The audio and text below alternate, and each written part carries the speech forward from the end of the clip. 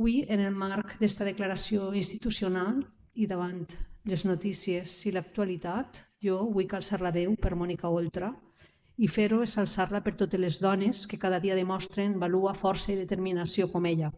La persecució que ha patit i està patint no és un fet aïllat, és una forma, és una estratègia de la ultradreta que busca intimidar i apartar les dones dels espais de poder i de decisió.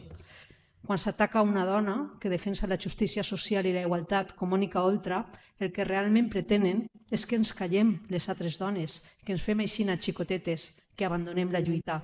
Però és que no ho van aconseguir, no ho han aconseguit en Mònica Oltra i no ho van aconseguir en totes les representants polítiques d'esquerres i progressistes que anem a continuar en la lluita feminista. I Mònica Oltra ens representa a totes les que han trencat sostres de vidre i està pagant un preu molt car. La violència masclista política, que és ben real i que ja arriba a moltes institucions. I és que la ultradreta ens té por a les dones. La ultradreta li fa por Mònica Oltra. Això és el que passa.